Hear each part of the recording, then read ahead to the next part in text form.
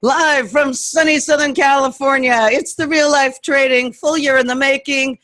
Class you've all been waiting for, class 6 of the totally free futures trading education. My name is Karen. I'm here to help each of you reach the next level in your trading, not just in futures, but in all the markets you trade. Let's see, last class, we focused on auction market theory and market dynamics. And the volume profile, a little bit, sadly, we weren't quite able to get through all the material. So let's do a quick review, pick up where we left off, and I'll try to get through all of the rest of it. Let's see, we didn't quite make it to time, price, opportunity charts, so we'll start there today. So we're going to learn about some new charts and how to read market structure from them and apply it to our trading decisions. If you missed class 6, you may not be ready for class 7, but no worries, mate. You can watch the previous classes on demand, both on YouTube and Real Life Trading's website. Well, we got a ton of stuff to get through today, and to avoid another epic marathon, please write down your questions, save them for the end of the class. I'm happy to stay late and answer questions. We can revisit any of the slides at that time. But before we get started, we must interrupt this program to bring you this word from the legal department. Trading is risky. Never risk money you can't afford to never see again. No one clicks your mouse but you, so click responsibly with full knowledge and personal accountability. Each decision to click that mouse is yours alone. All right, let's get into it. Okay, price discovery or trend is the market's way of searching out a new area of balance where it can maximize the volume of trade. In every time frame, the market will be in one of two states, equilibrium or imbalance. Equilibrium, trading range, value area, it's created by a fairly equal number of willing buyers and willing sellers. You could also say that balance represents indecision as to the market's next direction. Imbalance or trend is created when the market order volume of one side overwhelms the resting orders of the other. The nature of the bid-ask spread implies a level of aggression in market orders that's just not there in resting orders. They just sit there, wait. Market orders are what moves the market. Fewer buyers are willing to buy at each successively, whoa, that's a tough word. So in this picture, what we're looking at is obviously a little bit of trend. Fewer buyers willing to buy at each successively higher price until price reaches that point where the last buyer buys, Lord help them, and now the market has sellers but no buyers. So price has to move downward till buyers find the price attractive enough to start buying again. In this case, in this picture, balance is created and a new price range is accepted as fair value. And price will stay there as long as the balance lasts, and then either through order exhaustion or a change in the perception of value. At that time, the market will once more transition into a state of imbalance and forced to move directionally to attract the orders it is lacking. Boy, I could have just said that the other night and we'd have been done. So it's just one big circle of life. Hi, Justin. Balance, trend, balance. Not all trends end in balance. Some trends end in a reversal, new trend in the opposite direction. Our goal as traders is to never buy or sell at fair value. Why would we do that? Our edge is created by buying below value and selling above value. So, as traders, we want to define market structure in the market's own terms. We want to note the areas of balance and the high and low volume nodes. Those are the key reference areas that represent support and resistance. And the space between those key reference areas will, on most days, tend to be the range of each segment of trend. And that's pretty much market action in a nutshell. Traders lack conviction till something changes their minds. Usually it's news or the conviction of other traders, and it goes to the next value area and waits for more conviction. Where there is conviction, there is trend. So when the market's trending, we need to ask ourselves, who is in control and for how long? Is it just to the edge of the next value area, or could it go to the high volume node or the far edge of value? Could the market trend all day and just rip through value area after value area? Or is there a particular price where the bigger money might step in? And are their entries going to push the market further in the same direction, or are they going to maybe reverse the current trend? If the market stops and if it pauses and finds balance, is it going to stay there the rest of the day? Or might the trend continue a little bit later? Or might it turn back in the other direction? Those are the price points to focus on for creating entries and assessing risk and reward. Figure out which side's market orders are driving price discovery, look for the nearest area of value, assess the strength of the conviction, the risk to reward, place the trade. That's what it takes to be a profitable futures day trader that takes points rather than scalping ticks. Identify the most likely prices. Different market participants will take action. Where sellers are going to stop selling, where buyers are likely to stop buying. And keep an eye for places bigger money might start getting involved, either by building a position or defending a position they've already created. Now, the skeleton of the market structure is revealed by the volume profile and TPO charts. We have to decide if the structure offers enough reward for the risk, the strength of the conviction, the likely place for conviction to wane or maybe even reverse. So let's get a look at these market structure skeleton thingamadiggers. That's not them. Those are those pit guys. Well, we left off with these guys. And all right, we were talking about what super geniuses they must be because they were all trading without charts, right? But we busted that myth. They tracked intraday price movement by drawing these little charts on the back of their order tickets or their arm or a cocktail napkin or their buddy's shoulder. They tracked price just like the rest of us. Basically, the way these work is every time price changes direction, they start a new column of prices until price changes direction again, and they start a new column. And they started it just by writing the price. And then somebody got smart and said, gee, if we just write the price once, then we could just use X's. And then somebody got even smarter and said, yeah, but if we use X's for up and zeros for down, and that's how the chart evolved. X's are up ticks, O's are down ticks. New column begins when price changes direction. Let me grab a pen. Okay, so this is a point and figure chart. That one little tiny chart has a year and a half of price action for IBM. And like any chart, the point is to look for patterns that present opportunity. And basically, most of the patterns we use today came from these point and figure charts. This is the same. Each new column represents a reversal in price direction. And let me get a good ink color. That looks good. Now, look, here's balance. Oh, come on. You'd think I'd have learned this by now. Here's balance. Here's trend. Whee! It's same old stuff. Nothing new here. Return to the previous balance. Got a little one here. These charts are pure price action. There's no time. There's no volume. And this is how everybody charted. Pardon me. This is how everybody charted for well over a century. Now, thinking back to our beach house auction, remember the fast bidding when everybody thought the house was a great deal? And then it slowed down as the conviction to buy kind of decreased.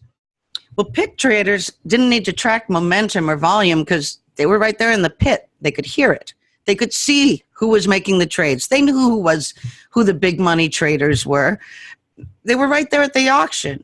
And we can almost see and hear who's trading and how much using time and sales. The pit traders use point and figure charts to track price and market structure, and we can too, but since we're not in the pit at the auction, we're going to actually use something even better. Aren't those pretty? My little rainbow money pooping unicorns. Um, these are time price opportunity charts, or TPO for short. The TPO chart uses time in a different way. Rather than showing us how price moved over time, like our candlesticks charts, the TPO plots a histogram of price distribution, and it lets us see really quite easily the dominant prices. Basically, which prices and price ranges are the most popular. What do we call those popular price ranges, where the buyers and sellers agree and there's enough orders from everybody? Balance, value area, sound familiar? Yeah. So look, I mean, you can see them if I could draw with the pen. Here we go. Right? I mean, pretty obvious. What do you think? You can see that pretty easily on here, can't you? I mean, I can. And then these humps, right? Whee, boom. One day I'll be as good as Jeremy. These humps are the most popular prices of the day. They're the areas of value. Once price begins to explore outside of this value area, we start buying down here, selling up here. And when it gets outside of there, that's a signal something interesting could happen. Let's see, low volume nodes. Oh, well, here's some. These are low volume nodes. They're also single prints, which are extra super special. And we've got some great stuff to learn about single prints. Let's see, we got here's a low volume node here. Some here. You know, those will act as support and resistance, at least on the first touch most of the time. There's narrow areas between the humps. When there's a bunch of them strung together like this, that's trend. Look at that. Value area, trend, value area. And do you notice anything about this value area? Kind of looks familiar. And then, oh, right, I was saying how these single prints tend to fill in eventually, but they do act as support and resistance. Look at this. Oh, can she do it straight? Boom, right into the... Anyway, this is called a time price opportunity chart, or a TPO. Next value area acts as support and resistance, especially once the volatility settles down again. And these peaks that stick out a little bit further than the rest, well, here's one. Here, let me get some of this mess off of here. Yeah, here's a good peak, right? This is the place. This one is the price where the most trade occurred that day. That's a high volume node. That one would also be called the point of control, although I don't put a whole lot of stake in that. Anyway, high and low volume nodes can act as support and resistance. Value areas attract price. So do high volume nodes. Low volume nodes kind of repel price, at least the first time. God, I'm I'm sorry, you guys. I know too much too soon. I'm just so excited that we're starting to look at charts. I forgot to tell you how these charts are built. Let's zoom in a little. Whee! There we go. Okay, so here's a closer look at just 2 days. I picked at random. There's nothing special about these at all. I think it's the ES, regular trading hours. Now, each one of these TPOs represents the 8-hour day trade session. So the after hours, the pre-market, they're not included on this particular TPO chart. Now, the way this works is every 30-minute period, every 30 minutes gets a letter of the alphabet. Now, on this chart, it looks like it starts with the letter D. D is in Dougie. And this one that's highlighted would have been the opening price right here. That's a different day, by the way. And then for the first 30 minutes, every price that the market trades at gets the letter D. Every single one. So it went from whatever that is, 76 quarter to 72. That was the range of the first half hour of trading. Let's see. Oh, so then E is the next 30 minutes. F comes after that. You get it. If it were a 24-hour chart, which has 48 30-minute periods, since there's only 26 letters in the alphabet at the end of the first 13 hours, they've used up all the capital letters, then they go to lowercase. So let's see. Oh, and this red arrow here, that's the close. And different charting platforms are going to show you the open and the close in different ways. Sometimes they use an O for open, or it'll be an asterisk instead of an arrow. Oh, this vertical blue bar, this is my favorite thing. That there is the first hour of trade. It's the first two periods, D and E, that's the range of the first hour. And you can tell a lot about what kind of day you're going to be dealing with by the range of the first hour. So I love that little blue bar. It's a big tip off to what kind of market day you're probably going to deal with. And we'll get into the specifics of that in our next class. But for now, let me just expand these so you can actually see how each letter is in its own column. It'll give you a better feel for how these charts are formed.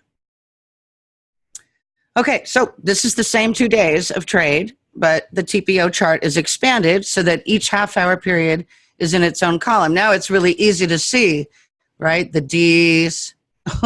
One day I'll get this pen right. Here's E period. Here's our initial balance, the first hour of trade. And, you know, price went down, came up a little. I mean, you can see, and then it closed here.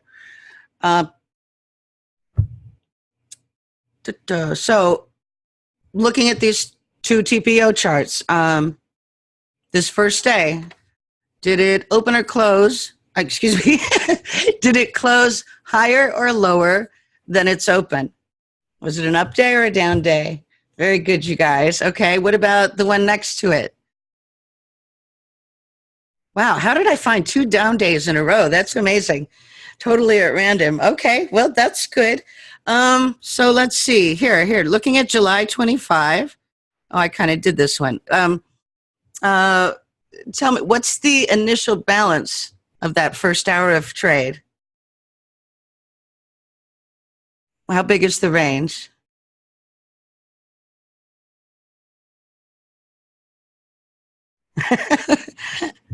Actually, it's not that big, I don't think. It's like a medium.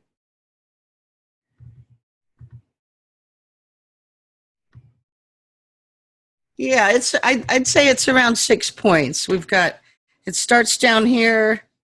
I know it's always hard when around 70 and a half, and then here's the top, 76 quarter. So somewhere around 6 points. It's hard to get really precise when the charts are on somebody else's screen. Let's see, where are we? So how big is the IB of the next day there?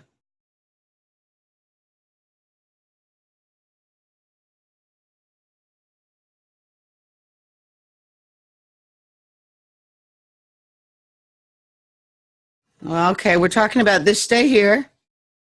Ooh. And this is the IB, the first 2 periods. Maybe I should change the pen color. I'm really good. Yeah, I think it's closer to.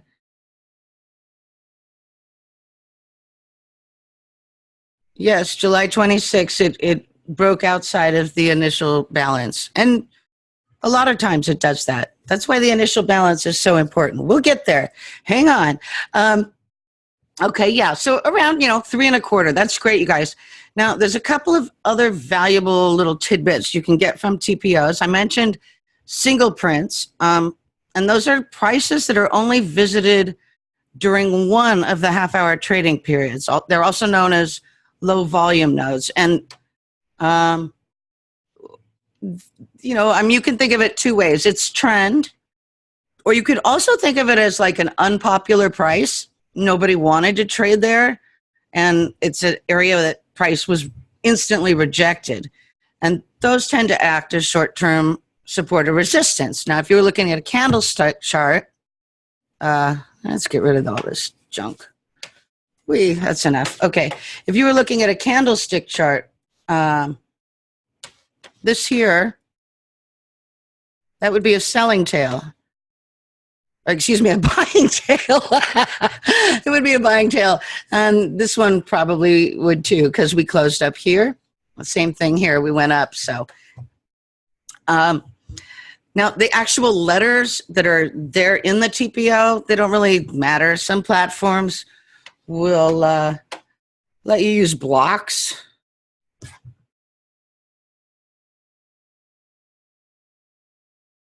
That was weird. Okay. There we go. Thinkorswim. Oh, okay. So, the rainbow colors are pretty and all. In my opinion, they're a little distracting. I like my TPOs to color according to the importance of the price. So I put all of my letters that are inside of the value area. Like this would be the value area. At least one of them. There's probably another one. Got like a little secondary down here. But these would all be the same color. And then the stuff outside is a different color. So it's really easy to see the value area. And this one's probably got, here's the POC. Yeah, this is like not developed yet. But obviously give the two POCs, one for the volume, one for the TPO. They get their own colors too. Anyway, we'll have plenty of time with my charts in the next class. So any decent futures platform will also let you add the volume profile to your chart. This is a block TPO next to the volume profile over here. You can see it's similar, but it's not exactly the same, is it? This is how much volume traded at each price.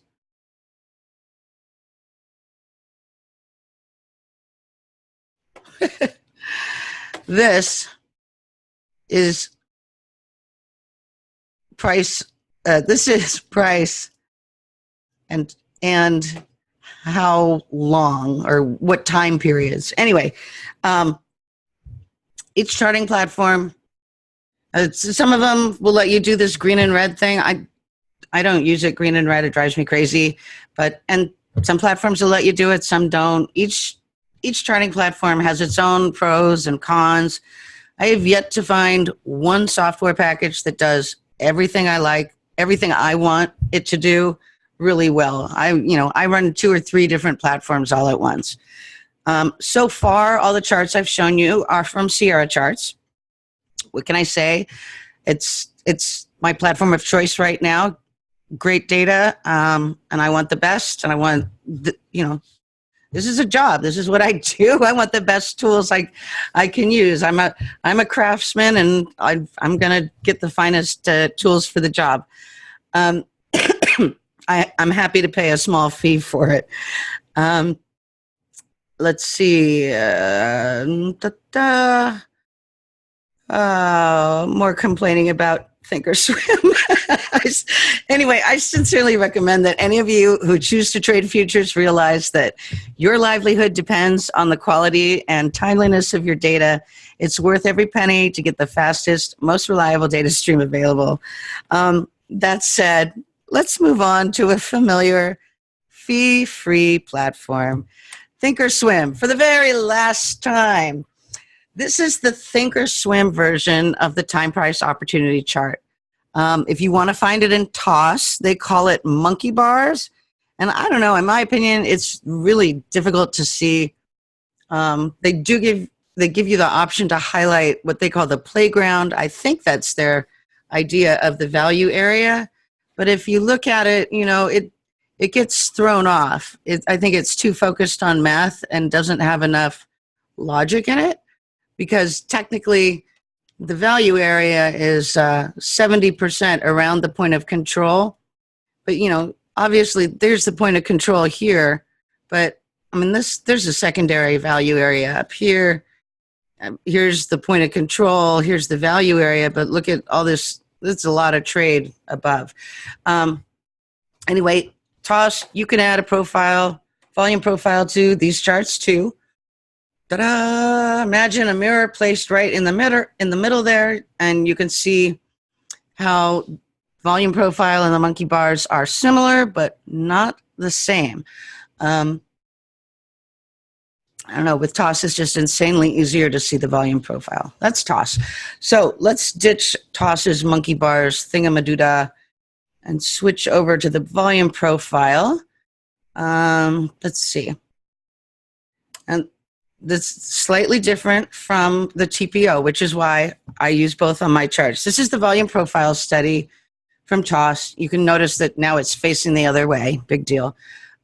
Different platforms have different names for it, because I think somebody's got a trademark on like the actual market profile. I think that's actually who has it. That's a trademarked name, so all the other platforms have to make up their own cutesy little names for it. You can adjust the colors, opacity, size of the value area. There's a gazillion little fiddles. Some will let you view the profile all by itself, some won't. Toss won't, so ignore the little black squiggles. That was the best I could do to hide the price. So let's do an anatomy lesson and zoom into one of these days. I'm going to pick this relatively squiggle-free one. Let's go with this one here. Yo, that one. I forgot I had that there. Okay, so these are the key reference areas of a volume profile. They also happen to be, they're going to be the key reference areas on your TPO charts too.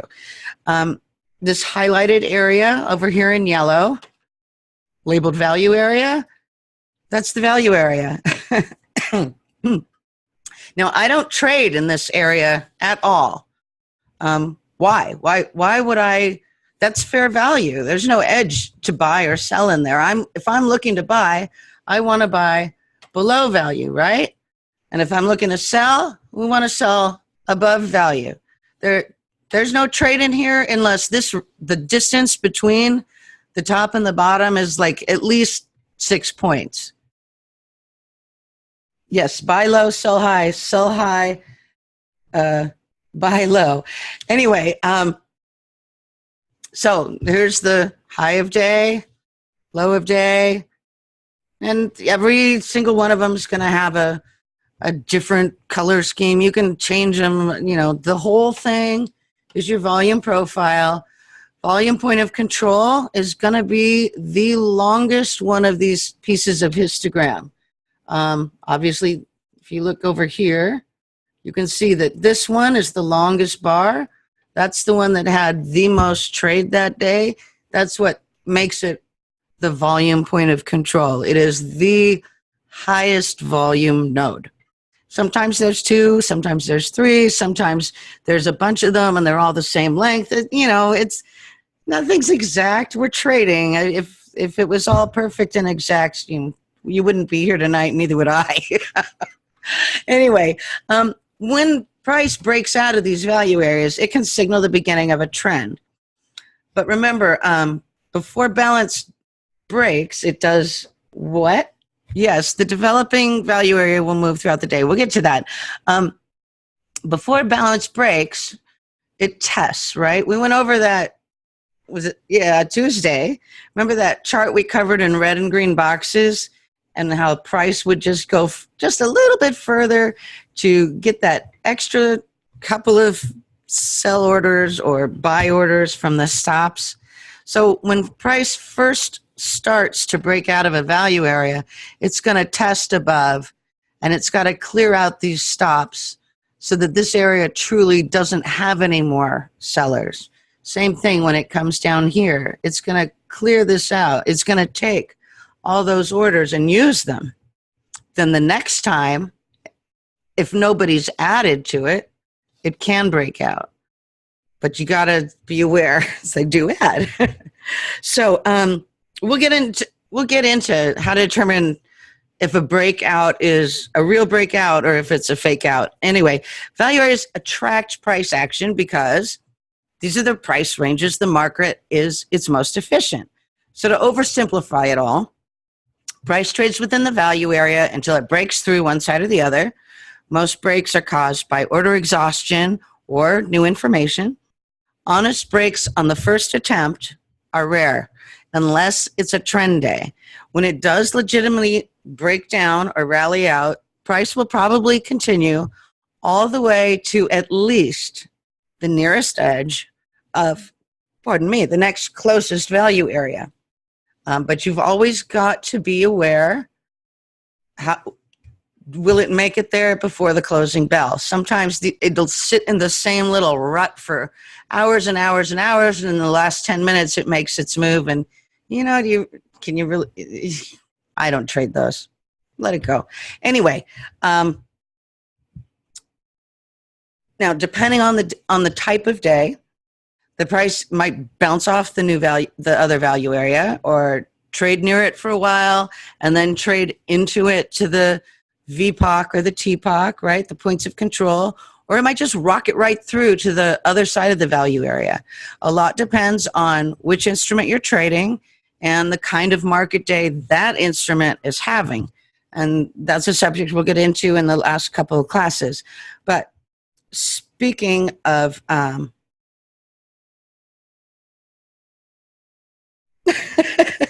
okay, anyway, we covered the point of control. That's so it's just another high volume node, like any other. Some days it matters, some days it doesn't. Obviously, if you're looking at the day, at the same TPO for the day you're trading, it's going to move around because price that day is still developing. The one from the day before will hold still. I'd trust that one a little bit more than one that's still developing. Who knows where it'll end up by the end of the day. Anyway, TPOs and volume profiles shouldn't change your trading style at all. I know there's a lot of folks out there charging money to teach you how to trade the volume profile, how to trade market profile. All they're teaching is the same old thing, you guys. It's support, it's resistance, sell high, buy low, sell high. That's all any of it is. TPOs, volume profile, it's just another charting method. It's just a chart. It's a way, I like them. It's a way to get a solid, complete picture of the market structure. I think it's a better picture than what you would see just with candlesticks. But market behavior, market reaction, it doesn't change just because you're looking at a different chart. So let's go back to that 2-week volume profile chart. There we go, this thing. Let's see. Let me grab a pen. I think yellow, blue's good. Okay, so you may have noticed that these kind of all are making a lot of different shapes here, right? Some of them have like a hump and a tail. Some of them look like a cat sitting sideways. What is this? A couple of skyscrapers. All different shapes to the volume profile.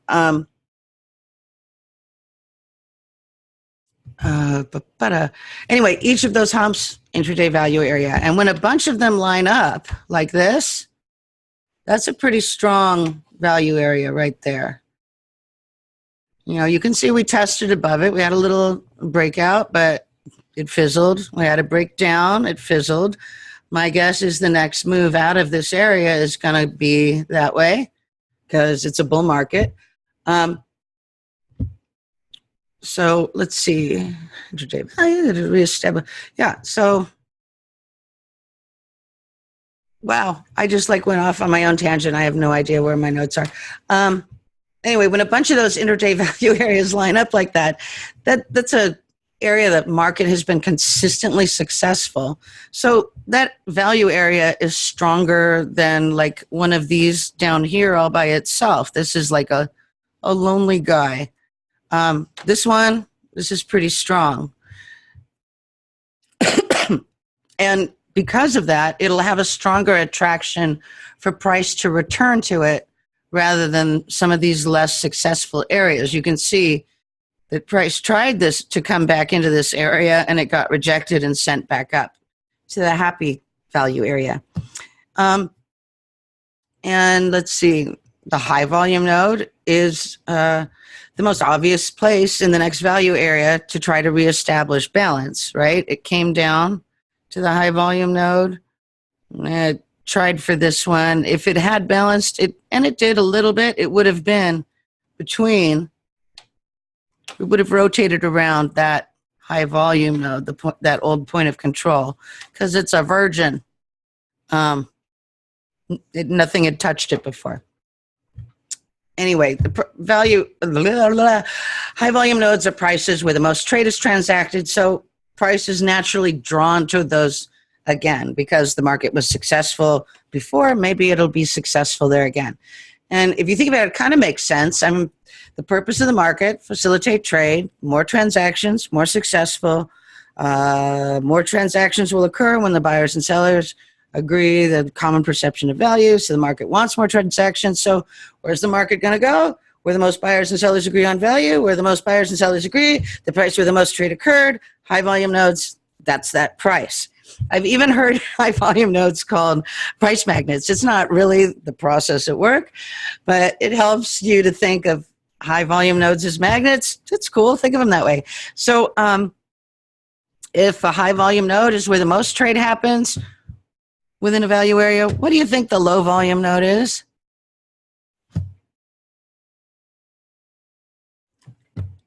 Okay, good.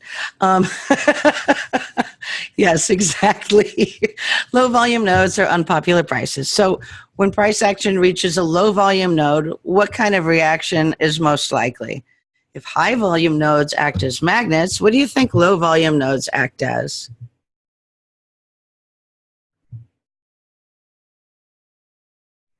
Yeah, they tend to repel price. Price tends to avoid low volume nodes or it bounces off of them. Now let's see. Let me get rid of all of my messy and junky stuff on there. And let's see. I'm going to mark a couple places here on this slide. What I think are going to be key reference areas on this chart. I like this one. And yeah, I like that one too. Okay. Yeah, always hard to find a selling tail on a bullish chart. Okay. So there's probably more here than just three, but that's enough. So because high and low volume nodes tend to act as support and resistance, buying and selling tails tend to bounce off of high and low volume nodes. Either the next value area is low, the high volume node, or the value area high. But this particular type of support and resistance is not obvious on just plain candlestick charts. This is something you cannot see with the charts you're using. So I'm just going to save these little notes that I've added, and let's see how I did. Let's compare it to the candlestick chart. Okay.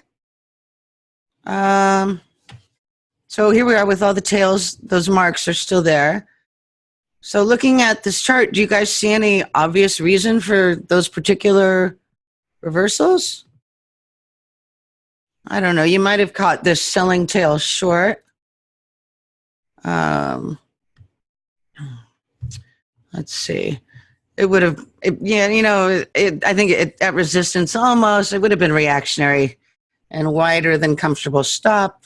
More of a jump on board the momentum train, really, I think, than a real reversal. And let's see, maybe you would have caught this funky kind of inverse head and shoulders. But would you have had the conviction to buy on that tail, or would you have gotten in around here somewhere? I think probably around there. And then where would your stop be? Down here? Or how about here?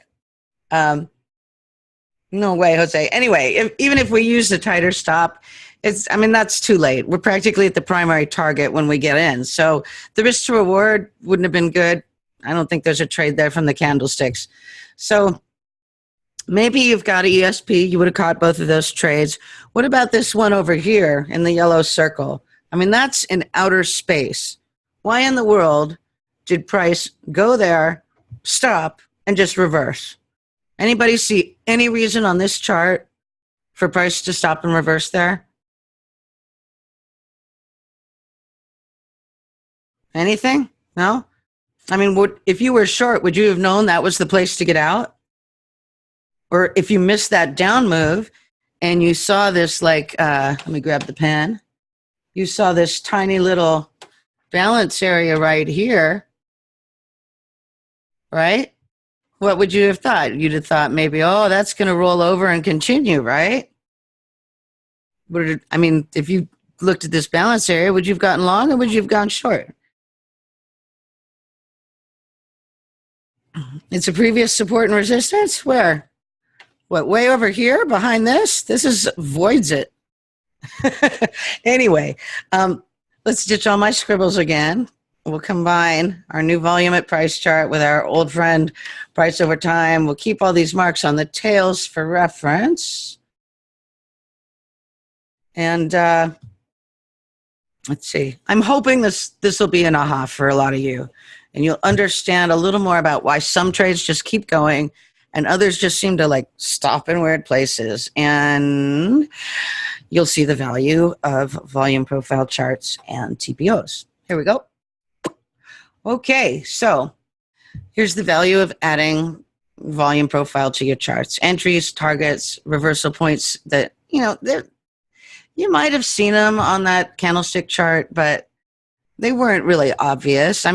Frankly, this one over here was just in outer space as far as I'm concerned. But on the volume profile chart, suddenly it's kind of clearer. It's easier to see once you understand what you're looking at. At least the volume at price chart would save you from shorting the bottom. You would not have gotten short here. And you probably would not have gotten long here. Because anyway, there's support and resistance lurking underneath the candlesticks. Those reversals all occurred at previous high volume nodes. They're not only magnets, they're support, they're resistance. You can't see them just on the candlesticks. They do tend to coincide with pivot points, other people's targets, fibs, average true ranges, moving averages, and there's a reason all these things coincide because it's support and resistance. And from the beginning of time, people that trade the stock market have been trying to figure out where to get in, where to get out. And so they're always looking for support and resistance, and they've found 10 million ways to find the same thing. There's a million different ways that people will try to sell you a new indicator or signal system. All they're selling you is yet another thing that's telling you something you already know. Where is support? Where is resistance? You all know about support and resistance. The next question is there enough distance between the two for good risk to reward? And could the support or the resistance break, or will it hold? In other words, is that the target, or should I hold on for more? Is the risk too much for the likely reward? Now, you don't have to trade futures just to add the volume profile to your charts. You can get them on anything. Anyway, TPO and volume profile charts give us a more complete view of market structure. They improve our odds of correctly anticipating price action and market behavior. We can see support and resistance, not that just isn't visible with candlesticks alone, or isn't as obvious. We're just getting more complete information, and I think that helps make better trading decisions. And I gotta say, it saves a lot of screen top real estate while showing you trend and support and resistance, and you get multiple time frames all on one chart. So value areas become easy to spot. I mean, they kind of highlight advantageous trade locations, and it filters out the market noise. We can see the progress of price discovery, or that there's no progress, that it's just balancing. Now, there's a few more things about TPOs and volume profile that is incredibly helpful, and that is their shape. Probably a lot of you remember this from high school. This is a normal distribution curve or a bell curve. Distribution curves are used to view large quantities of data in an easy-to-interpret format. The origins of the bell curve are pretty unpleasant, so we're going to skip the background on this one. If you're really interested, go ahead and Google it. Every time I see this slide, I think of one thing. Jeremy Newsom, outlier on the awesome scale. That's my boy. Okay. I had a thing here. There it is. Yay. Okay. There it is. Anyway, in a normal distribution curve, about 70% of the data will fall within one standard deviation of the peak of curve. Look familiar? Anybody see POC there? I sure do. You move out to 2 standard deviations, 95.5% of the data. Move out 3 deviations from the mean, and this is, let's just skip the statistics.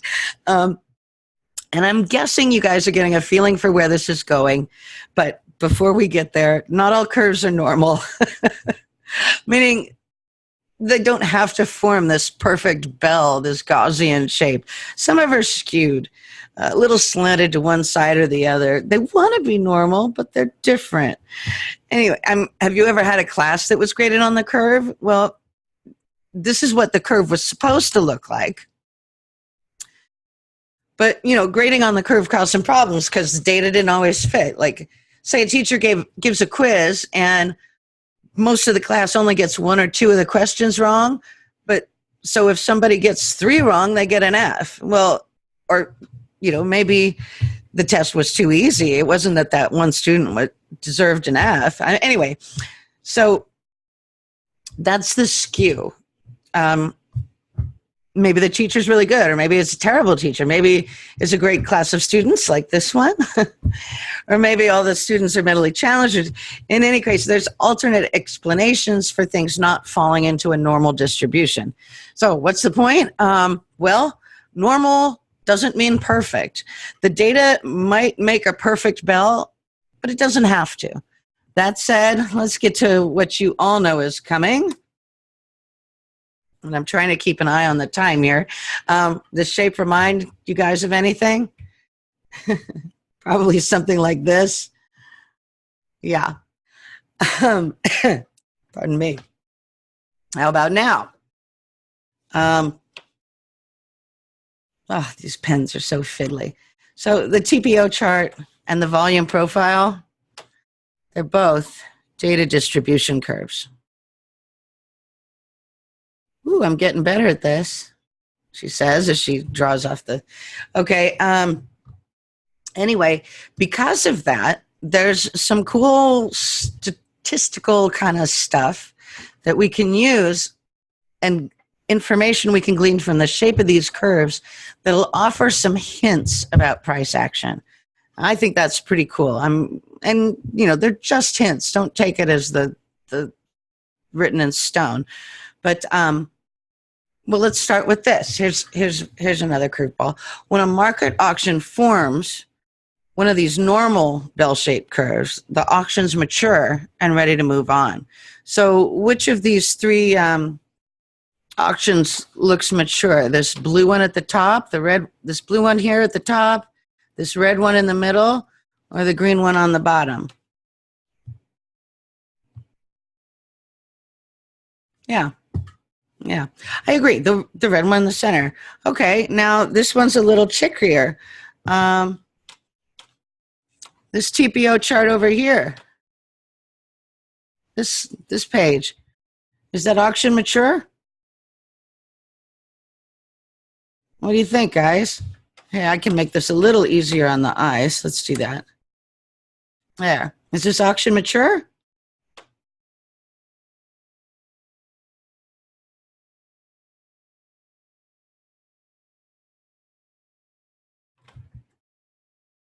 Nobody knows. All right. Well, remember the tick class? Time is an arbitrary component of our charts. We use time to make sense of things, but time doesn't move price. It doesn't. I mean, you guys know what moves price. Tell me, what moves price?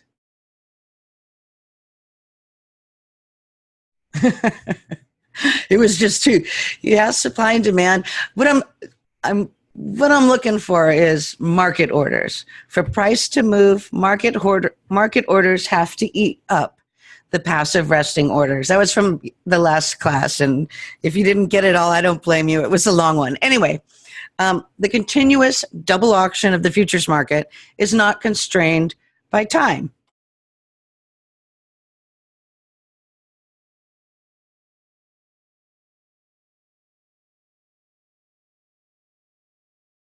So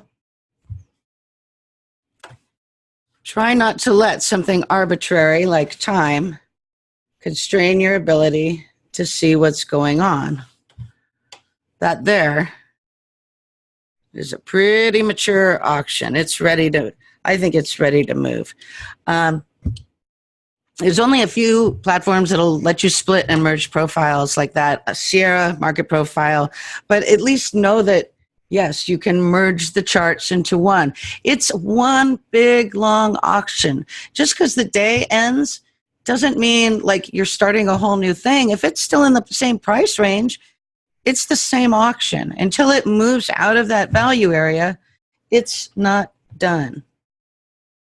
Now, I'm not sure which other. Sierra market profile, I know they both do it. It's a nice feature. It can help clarify price auctions that appear like disorganized or erratic. But now that you know that it's okay to do that, you know, you kind of just see them all by yourself. I mean, sometimes an auction lasts an hour, sometimes it's days, weeks, months. Remember that fractal thing, bigger and bigger time frames? And all the smaller auctions add up to create bigger ones.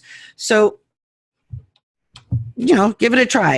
If merging areas of duplicate price action doesn't help, try looking at a weekly TPO chart or a monthly TPO chart just to give yourself a little perspective of where price really is in the scheme of things. And if merging the areas of similar price action doesn't help at all, you can unmerge them with a click of a button. Anyway, this auction is ripe and ready to move. So let's see what happened next. Let's see. All right, so, well, oh, okay. Sorry. I'm amusing myself and leaving you guys out. So a mature profile, one that's got that pretty close to that perfect bell shape, that Gaussian shape, is your first heads up that the market might be getting ready to make a directional move out of value. It's sort of like a heads up. And as you can see, that's exactly what happened. Or at least you can sort of see. Anyway, it's so weird. I think I lost a slide here, but that's okay. This looks like an interesting day. Let's take a look at this one. All right. It's very strange. I'm not sure what I did here, but let's just cope and move on. So the other interesting thing. Large cell. Smooth top divergence. Large cell. Large line. Large cell. Okay, I'm going to pause this for a second. I know what it is now. The first interesting thing is the first hour of trade. Depending on the size of the range of that first hour, and that's weird. I don't have that slide.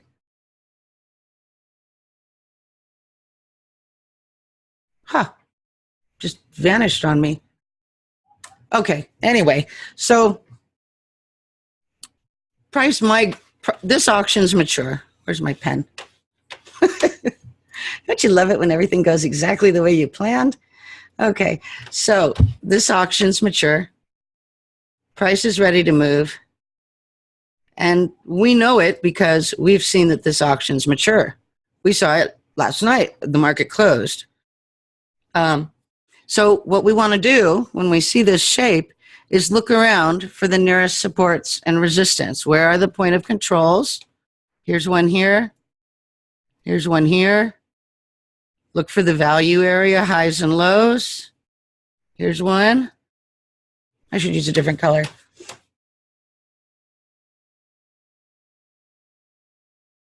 I'll try the yellow. Okay.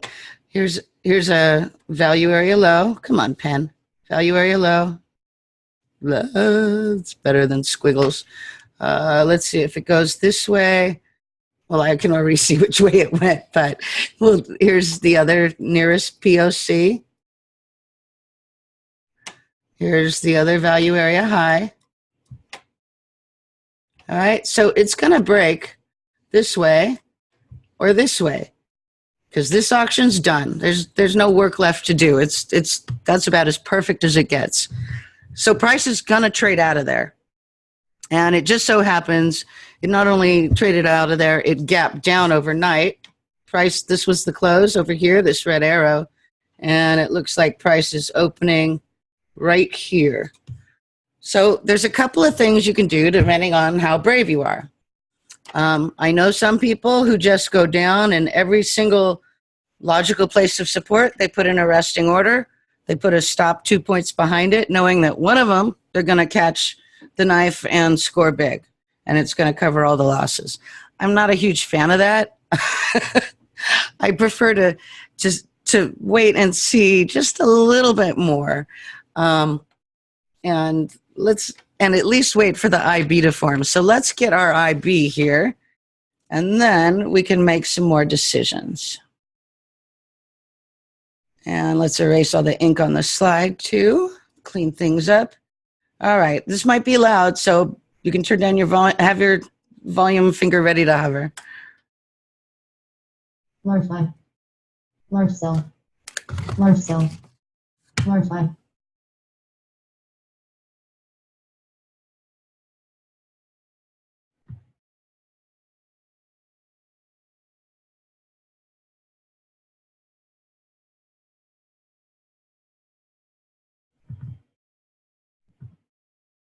Okay, there's our IB. We're from, let me grab the pen. I have no idea what color this is going to be. Just live with it. Okay, so here's the bottom of the IB. Here's the top of the IB. So it looks like we went from 89.50 to 76. That's a big IB. Anything over 10 points is a big one. Big IBs look impressive, but also like those trends that go straight up or straight down, they're not as impressive as they look. It's one of those biting versus barking dogs things. Big IB usually means one side or the other, either the high or the low, pardon me, of the day is in the first hour. When you've got a 14-point IB, the higher the low of the day is probably in. And we're in a bull market. We just came into, let's see, we burned through this POC. This no longer counts. We burned through the value area low of this value area, but it was small. I didn't expect that to do much. This POC, that's a little surprising. I might have bought there. I would have got stopped out, but then I would have probably tried again down here because we started getting, see these clusters of buying orders, and it looks like delta, the cumulative delta is starting to decline. Here we've got 20, it's negative 26,000, negative 24 and a half, negative 24, negative 23, you know, and it's it seems to be heading down, which would imply prices going up. IB stands for initial balance. That's the first hour of the day's trade after the bell. So it's from 9:30 to 10:30 Eastern time. Plus, I mean, I'm guessing 14 points. The market might just be out of sellers at this point. People are waiting for a bounce before they're going to get short. So looking at this, I'm going to say that probably the high or the low, most likely the low, is in for the day. And with what I know about this IB, I would take a chance. I think this is the potential on this trade is huge, and it's totally worth it. If I could get in at, what is this price? Anywhere between 76.50 and 77. Let's call it 76.50. And then I put my stop, because this whole trade is based on the IB outlining the day's low. If it goes more than 6 ticks below the IB, I'm wrong. So let's put our stop at like 75. So that's a risk of was that 6 ticks? That's a risk of $75 per contract. 75.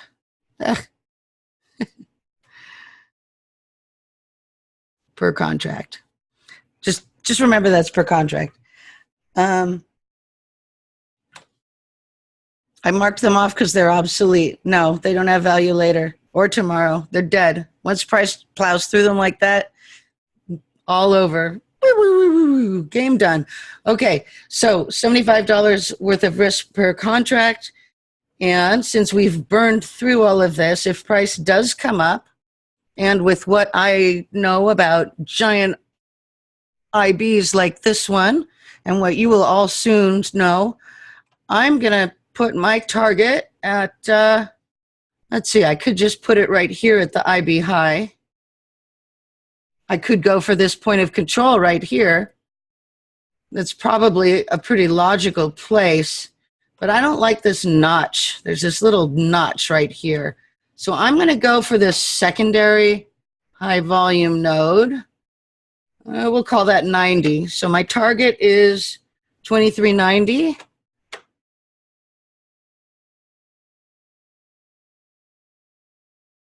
$90. That's the target.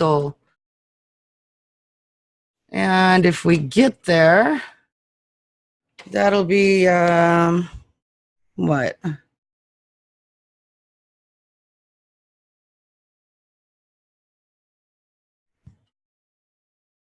That's like 675 bucks. Wow, $75 is my risk. That's almost 10 to 1, guys. That's an awesome trade. Okay, so let's pretend that's what we did. That's our target, 2390 entry. I'm sorry, I wish that like I had one of those touch screens where I could just write on it with a pen instead of trying to write with a mouse. This is really messed up. So we're getting in at 2376, and it would be quicker too. 76 point. You guys get the idea, right? And our stop's at 75.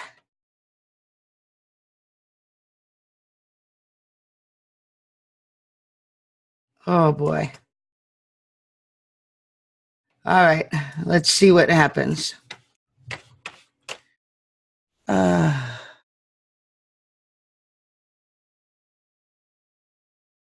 Large buy. Large sell. We haven't gotten filled yet, have we? Oh, yeah, we did. I think we're in.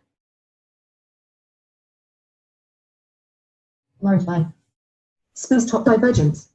No, I don't care where the price is when I'm placing that, because I know that IB, I know what the best odds trade-wise are. And frankly, that's my favorite kind of day. Anytime we start out with a big, giant range like that, market's mine. These are my favorite days because it gives you a giant range right out of the gate. Even if, would we say it was 14 points? Even if you get like half of it, that's 7. You don't even have to trade well to get that.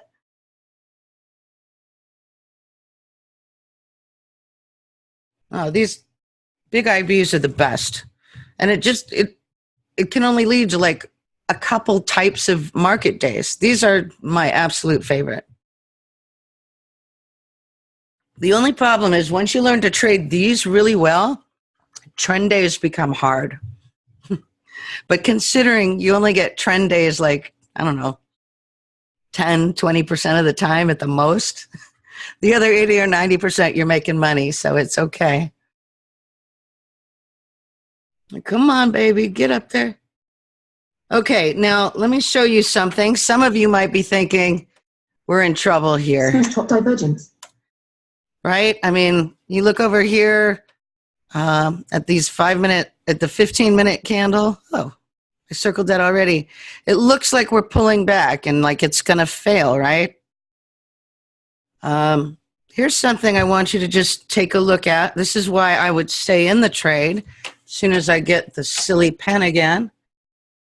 If you look right here at the TPO, each one of these is a half-hour period. So think of it, if you must, as each one of these is a 30-minute candle. We have not made a new low yet. Each successive period has begun higher and stayed above the previous period's low. So I'm still feeling pretty good about this, but I would like to see us break above this level here. Then I would be much happier. But I'm pretty sure we'll make it because look at all these singles. That's just too many to leave alone. The market's probably, not for sure, probably going to go back and touch some of those, fill them in some. Oh, did I just switch sides? Oh, that was a bummer. Back we go. Okay. Oh, look, my pictures are still there. I think I can fast forward this. Hang on.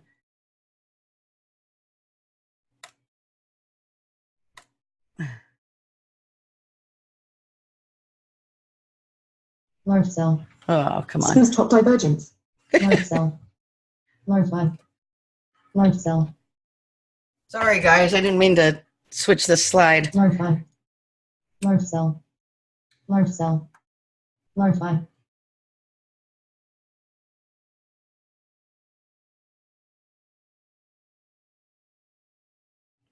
Also, you might notice that little pink nub over here on the right. It's like right now it's at 2381. That's the developing point of control. And you'll see how the value area, all the stuff that's part of today's trading, it's all moving around still because it's still developing. Don't trust those lines in the beginning of the day. They're too changeable. But the ones from the previous days and the days before that, they're awesome. They're done. They're not moving anymore. Okay, this is back about where we were. Smooth top divergence.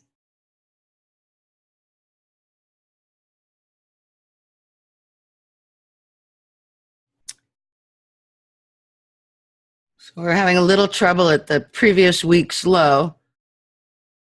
And it's also the bottom of that really crummy little tiny value area that I don't think counts.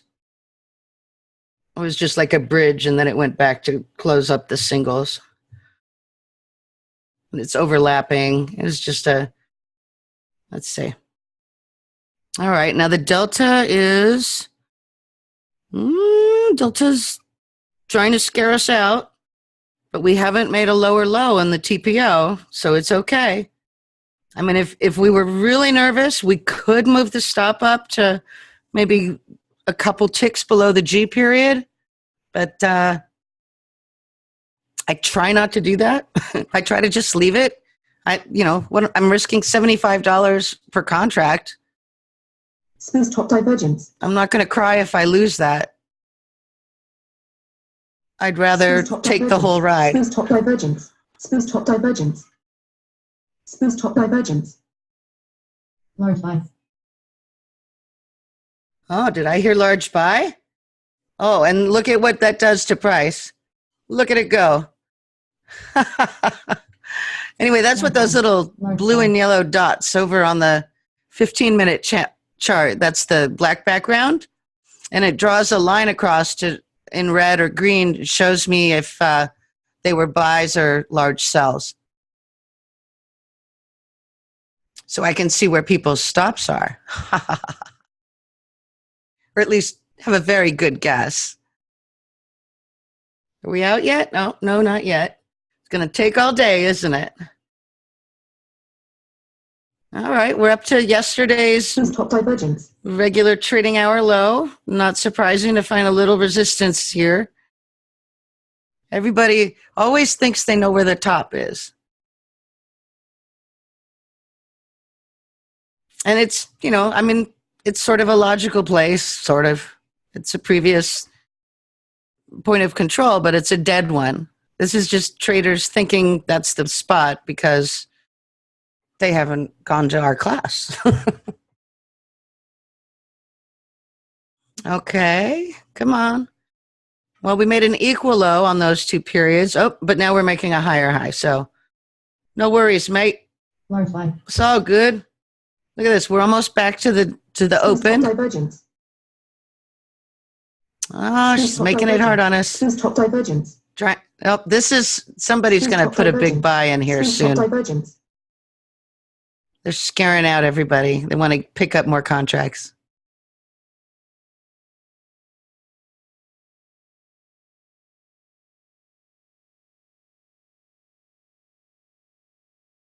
La la la. Oh, there it is. Okay. Come on. Get back up to the open. You got to make that at least. That's the deal. Almost there. See, now this area is a little tricky. We've got the value area, the one we were just talking about that we merged to see the auction was mature. Now we're kind of going to start hitting our head on the bottom of that value area. Come on, don't make me look like a fool. You got to make it to the IB high. Large buy. Okay. Like the large buys. Come on. Hurry up, you. Hey, we're out. Okay, so there you go. That's how it's done. I hope that didn't bore it's always that middle of the day part. I wish there was a way to fast forward in the middle, but I'm sure there is. I just haven't figured it out yet. Anyway, so, yeah, another thing, let me just stop this thing. Another reason that's a pretty good trade is that it was also D and E period, the first hour of our day. What happens the next hour is Europe closes and people back east start thinking about lunch. So it's kind of a day when a lot of traders start taking their risk off. So after a plummet like that, my guess is going into lunch, nobody's going to just leave a short trade on. They're going to close them. And if you're closing a short trade, what do? You buy. And if everyone's buying, that moves price up. So there was a lot of stuff going for that trade. Let's see what else have we got here. Okay, so our buy point, I just said all this. That's so funny. So our buy point was based on two things. The first was the IB, the first hour's range. And the second was we were below the next value area's low. It could have kept going down, but we were totally within my rules. We were buying below the value area. If we got stopped out, if it kept going down, we would have lost $75 a contract. I don't think that's a big loss. The odds were kind of, in my opinion, against more downside because the initial balance was so large. And I chose the profit target based on the nearest unbroken resistance, which was also the high of the initial balance range and the bottom of yesterday's TPO value area. Just for the heck of it, let's see if that support that we got in on. Let's see if that showed up on a 5 or a 15-minute chart. I don't see it. And this is going back a few days. I mean, I really squished these together trying to get as much as I could on there. And I mean, you would have had to spend time scrolling and moving stuff around as opposed to just looking at the chart and seeing it. You know, I, I like these charts. I think they do a lot of cool stuff. They don't use a lot of real estate. You get a lot of information in a small space. And that's a really cool feature of these. Now, they say there are 8 different types of days. And most volume and TPO profile classes teach each day to you type by type, day by day. And it just seems to cause like this huge disconnect. And everybody starts focusing on what's the name of this day instead of what the initial balance is telling you about what kind of price movement is likely to come later. And, you know, knowing the names of the day type isn't important. I don't know about you. I would rather know what each day type is probably going to do than what the heck it's called. And I want to have a pretty good idea, really, you know, early in the day, like after the first hour, so we can trade it and make money, right? So you guys are going to be my guinea pigs. We're going to take a slightly different approach. We're going to skip all that day type stuff. In my humble opinion, day types are like past posting. It's all hindsight, and then it's not always right. If you want to learn the day types, it's all over the internet. Knock yourselves out.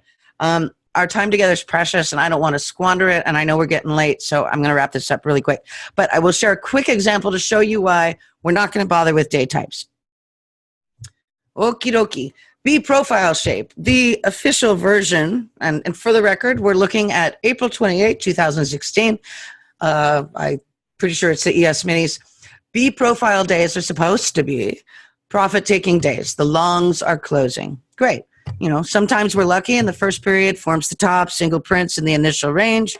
Just like this. Well, you can see it. I'm not going to waste time grabbing the pen. And so the market opens at the top of the profile. It moves down. It stays down. Balance forms at the bottom of the profile, and it just sits there. Awesome. You know, this one is textbook. Okay, here's the same B-shaped profile. This is April 28th.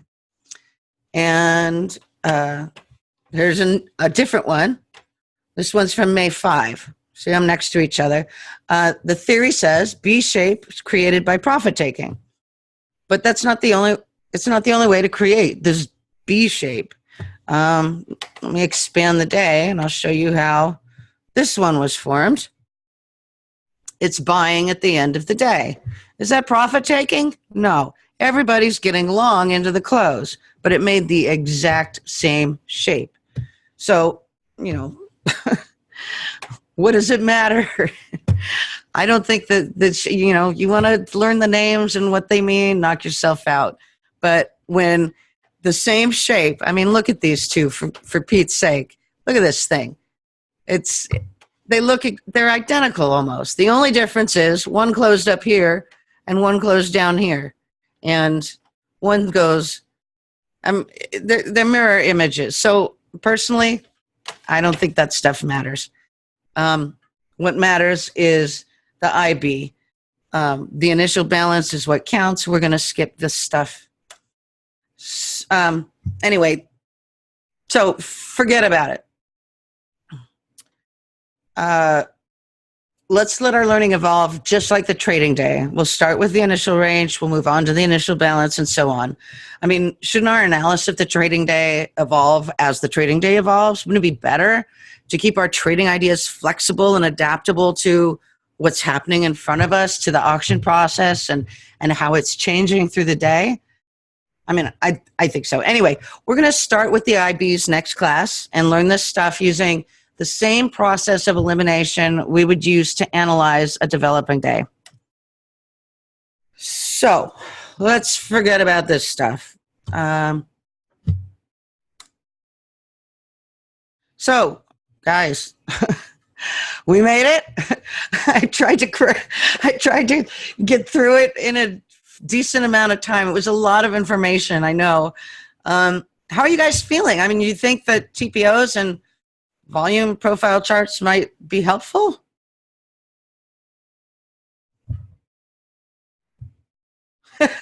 I'm sorry, Gene. You'll get it. Yeah, I mean, I don't trade without them anymore. In fact, if I, I actually lost a computer for a week, and I was looking at just Think or Swim, and I could not make a decision. I just was lost. Once you go, you'll never go back. Anyway, um, they really give you some big clues early in the day about which way the market could go and how far. And once you put reading order flow into the mix, and we get into the indexes and what the sectors are in them and their individual personalities and how to read the market internals, I hope I'm bringing you all value and not just wasting your time. But I need a couple minutes. I've got to get something to drink. Give me just a couple quick seconds, and I'll take any questions. Okay. Okay, guys, did you miss me? So yeah, the first IB is actually the first hour after the morning bell. So it starts at 9:30 Eastern and goes till 10:30 Eastern. There's really not enough regular, consistent volume in the overnight to use an IB. You might sometimes the nights do something, and sometimes they just sit there like flat rocks. This is not something you're going to get overnight. This is a whole new kind of charting that a lot of you probably have never seen before. Some of you may be using it, but you had your own ideas about how to use it, or somebody told you something different. I'm just telling you what works for me. I can't promise it'll work for you, but no, there's just one IB per day. But we will talk about the other markets opening and closing and how that can create some great opportunities. Unless I see something right out of the gate, Susan, I wait for the first hour. If I look at the chart and I see that open and there's an obvious divergence with the market internal, something's not quite right, then I will look for a trade before the IB is fully formed. But most of the time, I wait for that first hour. And I think that's what most of the pros do. Not to say I'm pro, blah, blah, blah. Anyway, it's just, it keeps you from ending up on the wrong side right from the start. It gives you an hour to kind of just get into the flow of the market and orient yourself, get back into the swing of it before you make any decisions. Call it amateur hour? Really? That's a new one. I haven't heard that. But no, unless I'm seeing a huge divergence or some crazy unstoppable freight train kind of momentum, I don't trade before the first hour.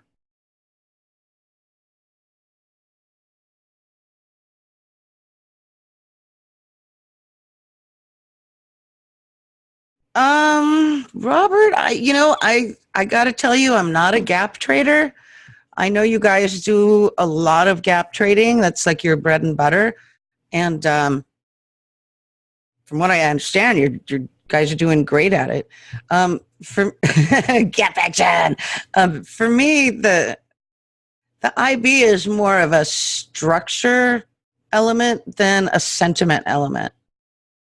So, I mean, it's similar. I make a lot of decisions based on it, but that might be where the similarities end.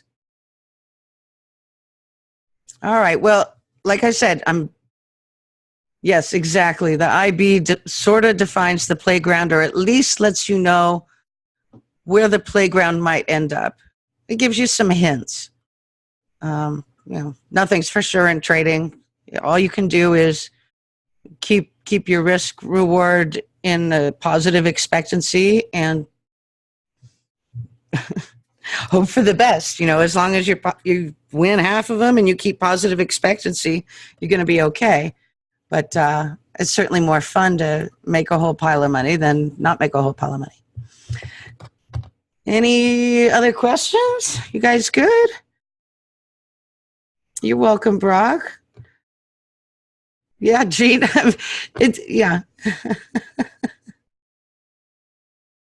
So to see this on different software, what do you look to call it? What software are you using, Catherine? You're welcome, David, Deborah, Daniel. NinjaTrader. Oh boy, that's like the one platform I've never ever used. I would start with the volume profile or volume at price, and then look for something. Maybe it might be under TPO. It might be time price opportunity. They might have some, you could do it with a point and figure. But you would have to figure out how to put, TradeStation does have this stuff. I don't know if they do. You know what? Check online. Google what you're looking for with the name of your platform, and somebody somewhere has probably figured out a way to finagle something. David, I would share my chart book. I would happily share my chart book. The thing is the chart book I have, I actually worked with someone for quite a while, and we kind of adapted it special. And if I share it with you, it won't work because he has to authorize it. But I don't know. I didn't pay that much for it, but yeah. All right. I'm going to call it a night, guys. Thank you. Yes, everything's recorded. You should get a link in your email. Night, Bill. Catherine, you know how to get a hold of me. All right, guys. That's a wrap. Good night. Yes, darling, on Skype. I'm the only one of my name in the whole world. All right. Good night, everybody. I'll see you next week.